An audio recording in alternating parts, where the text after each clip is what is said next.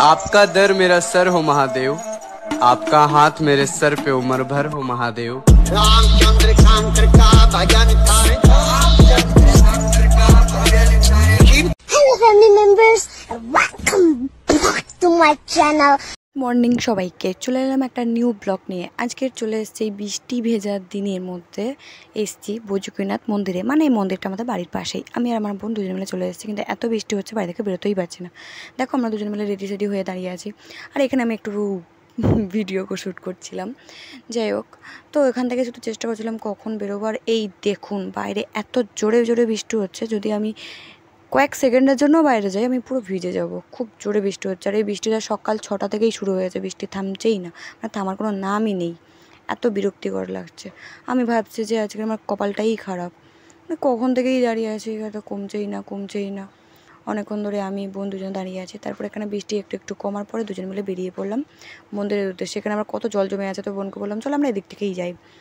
আর সামনে আর একটা খুব ভালো জিনিস দেখতে পাবে আমাদের সামনে, এটা হচ্ছে বট গাছ। এটা হচ্ছে 200 বছরেরও বেশি পুরনো বট গাছ। এটা আমাদের মঠ মন্দিরে সবসময় জন্যই থাকে।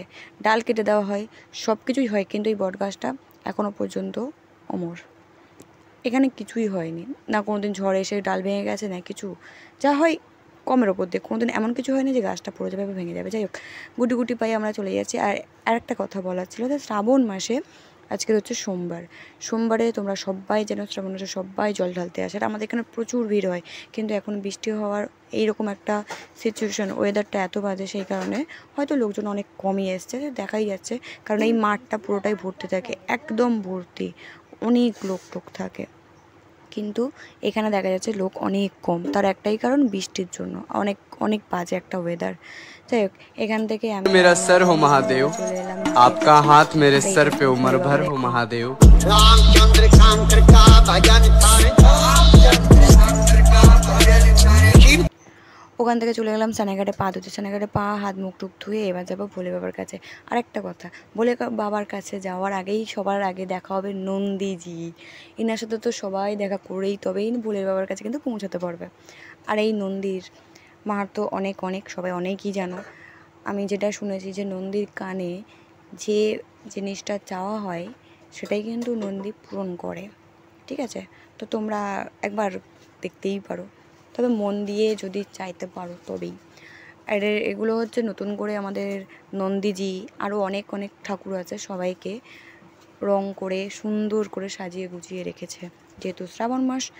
আর তারপর তো লোকজন তো এমনিই আসবে না, ভালো করে সুন্দর তো সাজাতেই হবে। আর এত সুন্দর লাগছে না, আমার বাড়ির পাশেই, কিন্তু আমার খুবই ভালো লাগে, আমি প্রায় সময় এখানে আসি। আর একটা হচ্ছে, এটা হচ্ছে আমাদের গৌরহরি। এটাও দেখো, ঘাটে যখন স্নান করতে আসবে, পা হাত ধুতে যাবে, তখন কিন্তু এই দুজনার সাথে দেখা করেই তবে তুমি পৌঁছবে ভোলে বাবার কাছে। আর এই যে মন্দিরে আমরা চলেই এসেছি, বন্ধ হবে, পরিষ্কার পরিচ্ছন্নর কাজ চলছে, কারণ অনেক বেলা হয়ে গেছে। আর অন্যান্য দিনে তো এই টাইমে প্রচুর লোক থাকে। আজকে সোমবার, ওয়েদারটা খুব বাজে ছিল সকাল থেকে, সেই কারণে হয়তো লোক কম এসছে, কিন্তু এখানে প্রচুর লোক আসে, খুব অনেক।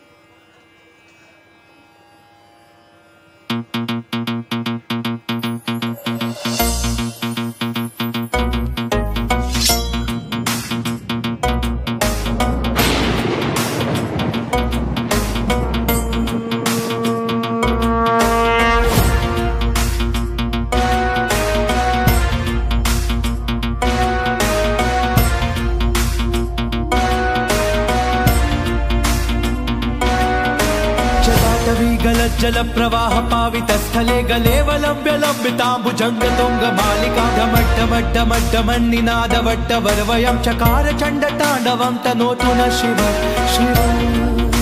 সবাই দেখতে পাচ্ছে মন্দিরের গায়ে অনেক কিছু বাঁধা আছে। এগুলো বাঁধার একটাই কারণ, সবাই মানত করে যায় যে আমার এটা পূরণ হবে, তারপর আমি এটা খুলে তারপরে মানত পূরণ করা হবে। ঠিক আছে, এগুলো হচ্ছে সেইগুলোই সিম্বল। আর অবশ্যই শ্রাবণ মাসে সবাই একবার করে জল ঢালতে চলে আসবে আমাদের মন্দিরে, অবশ্যই আসবে। বাকি ব্লগ আবার পরে সোমবার শুক্রবার দিয়ে দেবো। আরও অনেক। আর এটা হলো বিষ্ণুর অনন্ত সজ্জা, তোমরা সবাই দেখতেই পারছো। বিষ্ণুর সাথে আছে ব্রহ্মা, মা লক্ষ্মী। যাই হোক, আরও অনেক মূর্তি আছে, সেগুলোর ব্লগ আমি পরে দেবো, অনেক পরে ভিডিওতে দেবো। ততক্ষণ তোমরা দেখতে থাকো আর আমাকে লাইক করো, সাবস্ক্রাইব করো, শেয়ার করো অবশ্যই আরও ভিডিও দেখার জন্য।